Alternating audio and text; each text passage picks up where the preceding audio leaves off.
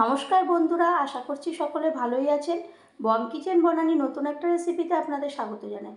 আমি আজকে যে রেসিপিটি করব সেটি গাঠি কচু দিয়ে একটা খুব দুর্দান্ত একটা রেসিপি।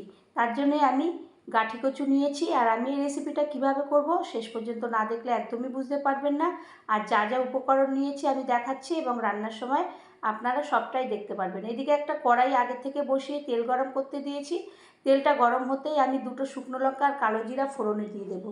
ওটা যখন একটা ভাজা ভাজা গন্ধ বেরাবে তখন আমি ঝিরিঝিরি করে পেঁয়াজ কেটে রেখেছিলাম তাই এক মুঠো দিয়ে দেবো। এরপরে খুন্তির সাহায্যে আমি ভালো করে ওটাকে নাড়াচাড়া করে নেব।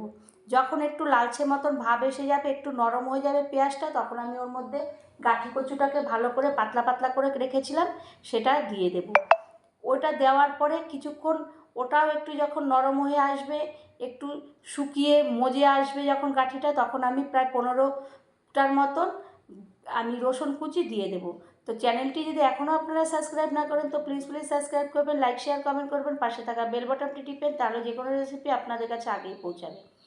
রসুনটা দেওয়া হয়ে গেলে আবারও আমি ভালো করে নাড়াচাড়া করে নেব, ওর মধ্যে দিয়ে ভালো করে যাতে কাঁচা গন্ধ রসুনের দূর হয়ে যায় সেইভাবে আমি নাড়তে থাকবো। যখন দেখব গাঠিটার থেকে একটু তেল ছাড়ছে তখন আমি আগের থেকে কালো আর সাদা সর্ষে আর কাঁচা লঙ্কা লবণ দিয়ে আগে একটা মিহি পেস্ট করে রেখেছিলাম, সেইটা আমি ঢেলে দেব। ঢেলে এবার ভালো করে ওটার সঙ্গে আমি কষাতে থাকবো, গাঠিটার সঙ্গে সর্ষেটা।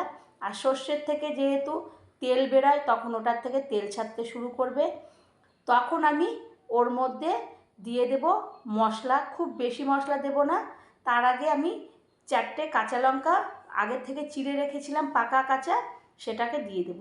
তো ওটা যখন একটু কষানো মতো হয়ে যাবে, ভেতরে দিয়ে দেবো, একটু নরম হয়ে আসবে, তখন আমি ওর মধ্যে হলুদের গুঁড়ো, লঙ্কার গুঁড়ো, চিনি আর লবণ দিয়ে দেব। এখানে আর কোনো মশলার ব্যবহার মানাবে না। তো তারপরে দিয়ে দেওয়ার পরে আমি ওটাকে ভালো করে কষাতে থাকবো।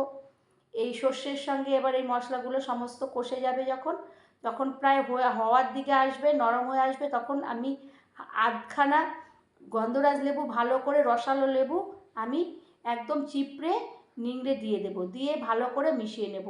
এই সর্ষেটা আর গন্ধরাজ লেবুটা এটার মেন এই গাঠির উপকরণ।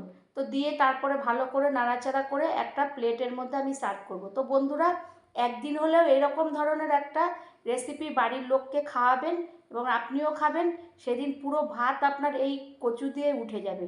তো তারপরে আমি একটা প্লেটের মধ্যে সার্ভ করব। যদি ভালো লাগে আবারও কোনো রেসিপিতে দেখা হবে, ততক্ষণের জন্যে ধন্যবাদ।